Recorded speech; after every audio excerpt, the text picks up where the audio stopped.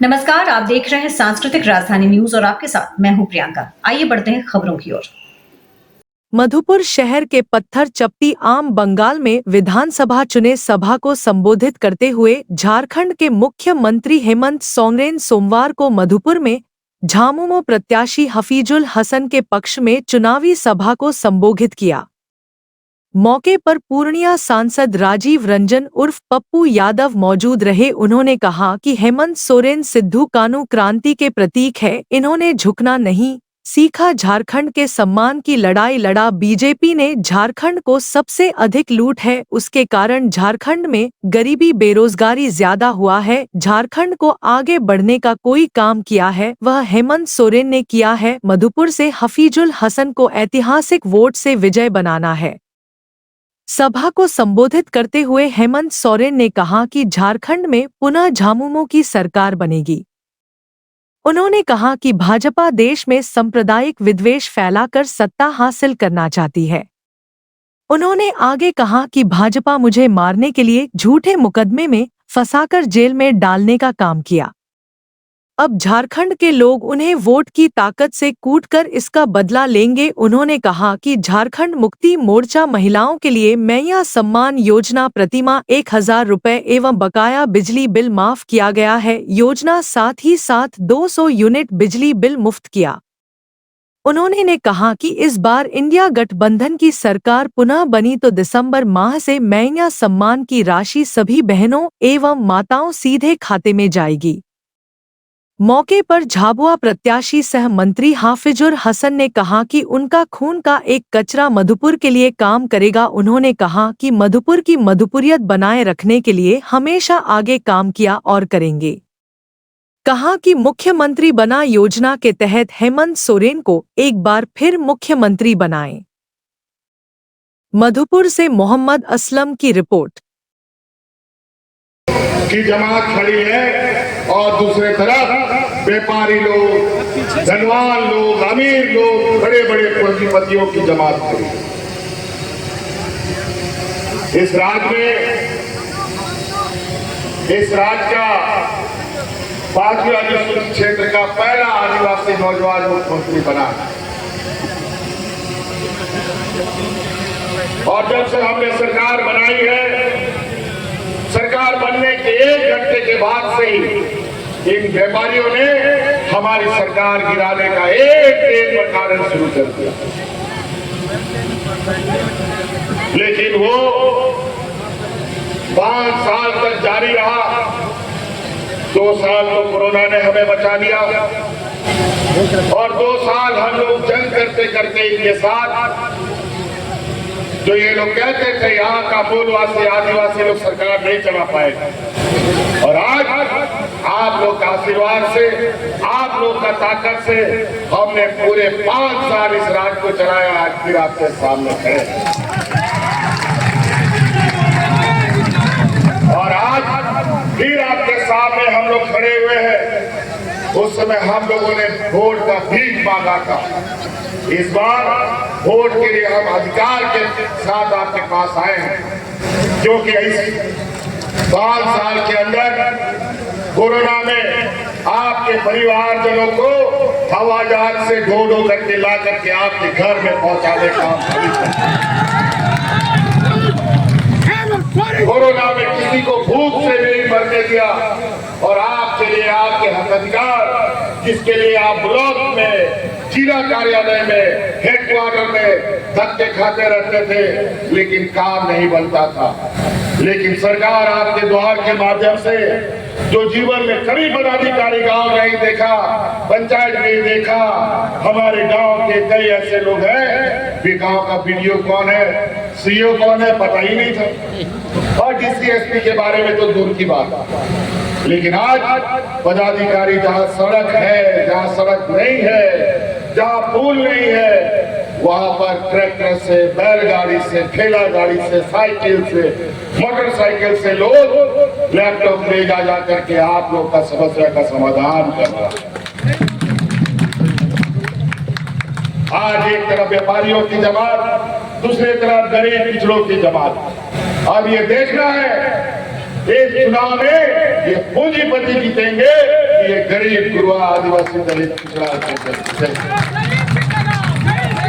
और ये हमेशा हम लोग अपना हक अधिकार की लड़ाई लड़ते हैं। और इन बेईमानों के पास मेरा 1,36,000 करोड़ रुपया इस राज्य का आपका बकाया है। जब हम उसको मानने गए तो ये हमको जेल में डाल दिया। ये हालत है। इनसे हक अधिकार लो तो षड्यंत्र करेगा, आपको डराएगा, धमकाएगा। जब आपसे नहीं सकेगा तो आपको जेल में डाल देगा। लेकिन झूठा आरोप कितना दिन तक चलता है? और पूरा देश में इन भागवाले के विरुद्ध जो आवाज उठाया सबको जेल में डाल दिया। कई लोग जेल में ही लोगों की मृत्यु हो गई। एक समय जेल में जाना एक सम्मान की बात हुआ करती थी। अब जेल में ले जाना मतलब उसकी हत्या करना। ये स्थिति बनी इन व्यापारियों ने जो हालात देश में बना रखा है। आज देश में महंगाई आसमान छू रहा है। 5 रुपया का प्लेटफॉर्म टिकट आज 50 रुपया में बिक रहा है। आज वंदे भारत ट्रेन में कितना गरीब लोग उसमें सफर करता है आपको बताओ। और जो जनता का ट्रेन था, गरीब मजदूर का ट्रेन था, वो आज तक नहीं चल पाया कोरोना के बाद से। और जो 15, 16, 18 बोगी का ट्रेन हुआ करता था वो 5 बोगी 7 बोगी का वंदे भारत बना करके लोगों के सामने परोस रहा है। आज महंगाई, जूता, चप्पल, बच्चे का पढ़ने लिखने का किताब, कलम, आटा, दाल, सब्जी, पेट्रोल, डीजल आसमान छू रहा है। बेलगाम घोड़े की तरह भाग रहा है। आज ये महंगाई बढ़ा रहे हैं और हम इस राज्य की जनता को उस महंगाई से बचाने के लिए महिलाओं के खाते में 1000 रुपया का सम्मान राशि भेज देता है। मैं महिलाओं से पूछना चाहता हूँ, आप लोग के खाता में पैसा आ रहा है कि नहीं आ रहा? और अभी दिवाली आने वाला है, छठ आने वाला है और भी त्योहार है। अब उसमें भी आपको 1000 अभी आने वाला है। और मेरा संकल्प है कि आने वाला फिर से हमारी सरकार बनेगी और 5 साल के अंदर आप लोगों का खाता में 1-1 लाख रुपया भेजने का काम।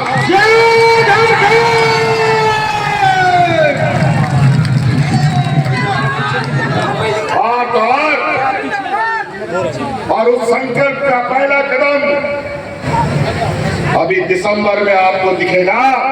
जो महिलाओं के खाता में 1000 रुपया जा रहा है वो 1000 रुपया बढ़ करके 2500 रुपये में होने जा रहा है।